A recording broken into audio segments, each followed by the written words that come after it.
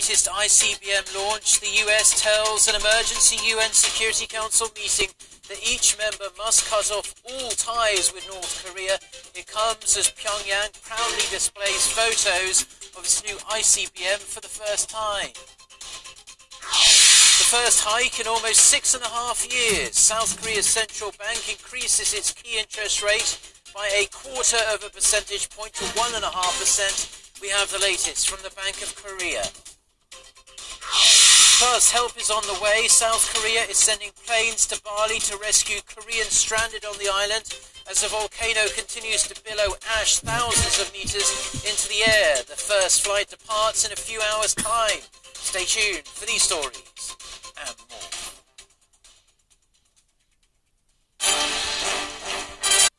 Hello, it's noon on Thursday, the 30th of November. You're tuned in to our midday newscast here on Arirang TV. Thank you, as always, for joining us. I'm Mark Brew. Let's start with the first pictures of the ICBM North Korea launched on Wednesday. The regime released the photos of the Hwasong-15 through its state media this morning. North Korea's Nodong Shinmun and the Korean Central News Agency revealed roughly 40 photos of before, during and after the missile test, while the Hwasong-15 is believed to be an upgraded version of the Hwasong-14 launched in July. The front part of the Hwasong-15 is relatively round-shaped and blunt compared to the Hwasong-14.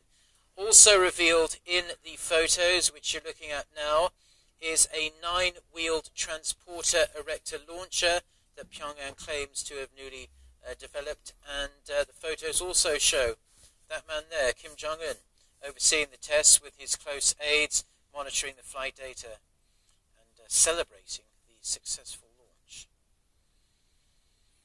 An emergency meeting of the UN Security Council was convened in New York on Wednesday in reaction to North Korea's ballistic missile launch. The United States is calling for more sanctions, including cutting off the regime's oil supply, and even if there is no UN resolution, further unilateral sanctions by Washington are said to be in the pipeline. Kwon Jang-ho with the details. The United Nations Security Council roundly condemned North Korea's latest missile provocations, but it was the US ambassador who came out the strongest. The dictator of North Korea made a choice yesterday that brings the world closer to war, not farther from it. We have never sought war with North Korea, and still today, we do not seek it.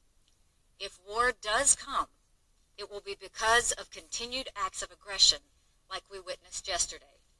And if war comes, make no mistake, the North Korean regime will be utterly destroyed. The US ambassador called for all nations to fully implement UN sanctions on North Korea and cut off all diplomatic ties. But she also suggested additional moves, such as taking away the regime's voting powers at the UN and cutting off oil supplies. On that last suggestion, Haley pointed out that China was North Korea's biggest supplier of oil and said that, in fact, President Trump had asked China's President Xi to turn off the taps on the regime. China's ambassador, meanwhile, urged North Korea to comply with UN resolutions and advocated dialogue between all relevant parties. Russia placed some responsibility on South Korea and the US, calling on the two nations to refrain from carrying out any more joint military drills for the rest of the year, saying it could inflame an already explosive situation. We have stated more than once that these kinds of moves are not only an irritant, but overall undermine the military balance in the region and also threaten the security of neighbouring states. Whether the UN Security Council will take up a new resolution or sanctions remain unclear. President Trump, however, has called for more sanctions. Earlier on Wednesday, he tweeted that he had spoken to Chinese President Xi Jinping and that, quote, additional major sanctions will be imposed on North Korea today, adding this situation will be handled. US Secretary of State Rex Tillerson said later that a number of options for sanctions were being explored, including hitting some financial institutions. Although he did not specify a timeline, he said the Treasury Department will make an announcement when the sanctions are ready to be rolled out. Kwon Jang-ho, Arirang News. Now, the European Union has joined the chorus of global condemnation of North Korea's missile launch, describing it as a grave threat to international security. The member nations are calling for stronger sanctions and pressure on the regime. Russian President Vladimir Putin's spokesman also spoke out, calling Pyongyang's provocation destabilizing. Kim Hyo-sun with this report. North Korea's launch of its Hwasong-15 ICBM was swiftly denounced by the European community. Russia's presidential spokesman also described the missile test as a provocation. The missile launch is a provocative action that foments further tensions and puts off the launch of efforts to settle the crisis situation. He called on Pyongyang to stop its nuclear and missile tests while urging South Korea and the United States to hold their joint Air Force drill scheduled for next month in order to prevent a worse scenario on the Korean peninsula. The members of the European Union are also deeply concerned. France reiterated the need to intensify sanctions and pressure against the regime, with its leader taking to Twitter to say the solidarity of the international community has become much stronger in pressuring the North. Stating that stronger pressure is needed, Germany said it would summon North Korea's ambassador. Italy's foreign minister also joined international condemnation, stressing that it's necessary to expel the North Korean ambassador to Italy. The London-based International Maritime Organization also urged the North to stop firing missiles towards the sea routes, as they pose a serious threat to the safety of its members. Kim Hyo-sun, Arirang News.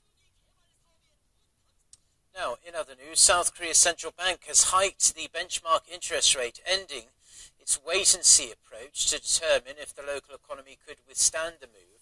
But, as our Kim Ji-yeon reports, the rate increase could exacerbate the country's massive household debt problem. The Bank of Korea raised the benchmark interest rate by 0.25 percentage point to 1.5%, the first rate hike in 6 years and 5 months.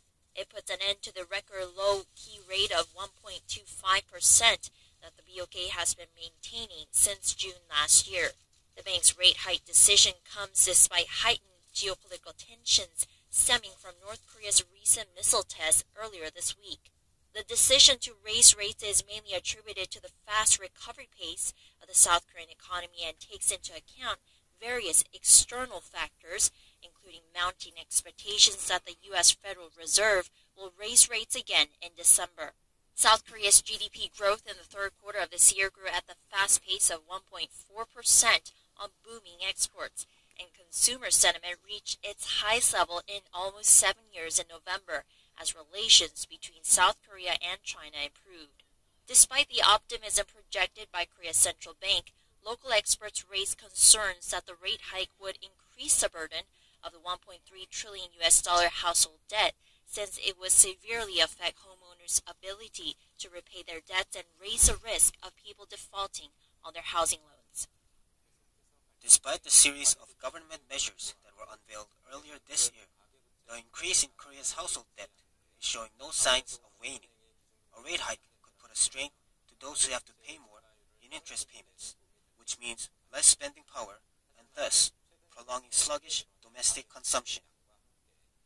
The expert said now the focus is on how fast the BOK will raise rates again next year, which is expected to depend on the recovery pace of the local economy, housing market trends, and further rate hikes from the U.S. Federal Reserve. Last month, the BOK said it projected Asia's fourth largest economy to grow 2.9% next year. Kim Ji-yeon, Arirang News. Now, staying with economic news, South Korea's industrial output in October recorded its biggest drop in 21 months, ending 3 months of increased production. Retail sales and corporate investment were also down in October compared to the previous month. Kim Mo-kyun with the details. For the month of October, industrial output in Korea dropped by a staggering 1.5% on month, the biggest drop recorded since January 2016. When compared to a year earlier, production dropped by 5.9%. Statistics Korea says the figure was largely affected by the auto sector, which was hit hard by sluggish exports as vehicle production tumbled 11.3% on month. But it added that the downward trend is likely to be a brief adjustment from a base effect last month, adding that figures will likely go back up next month.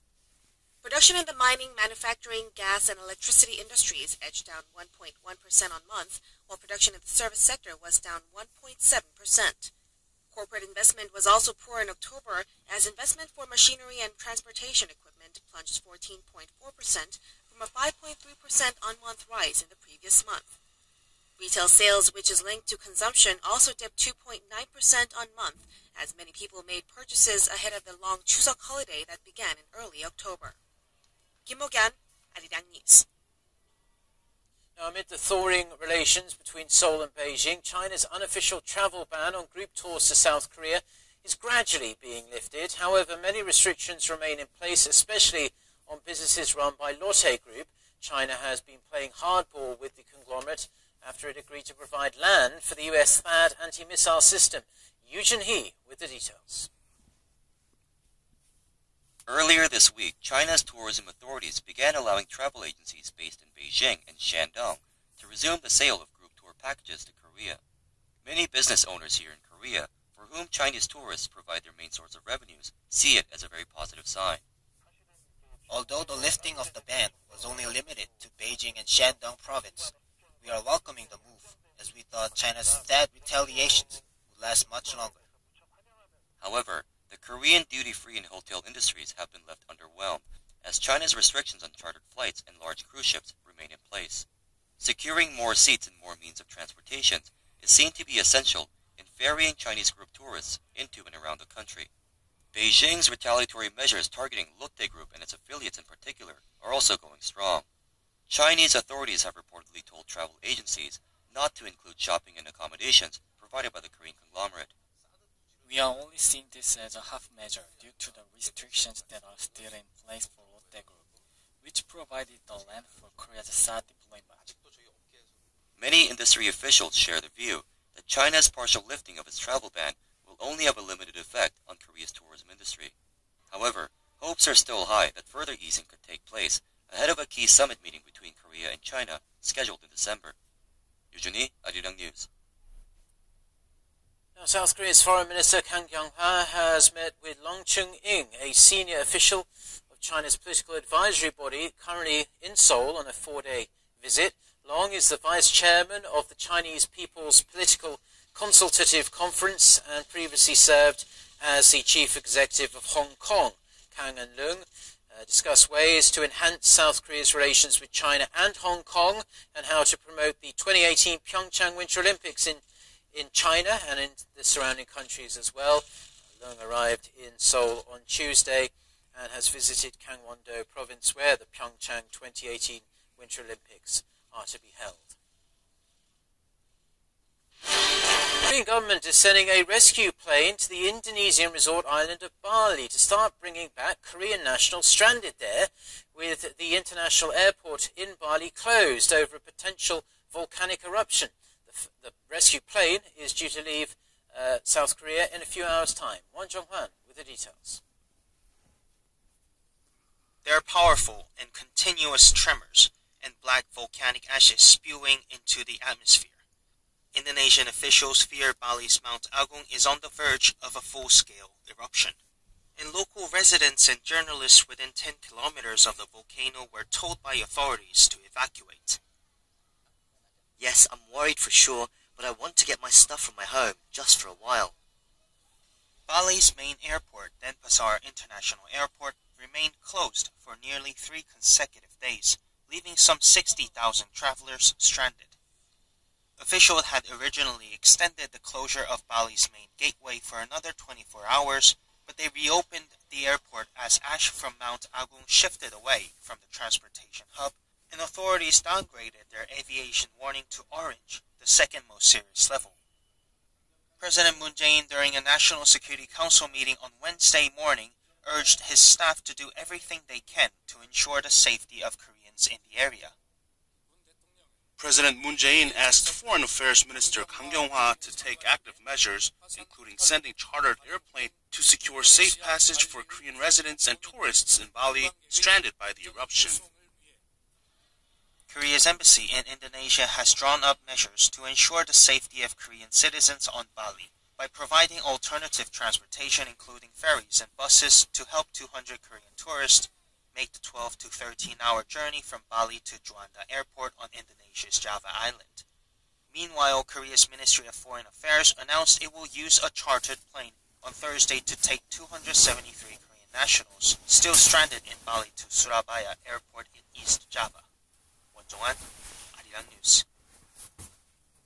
Now, it has emerged that Kim Jong-nam, the estranged half-brother of North Korean leader Kim Jong-un, had antidotes in his possession at the time of his death. Malaysia's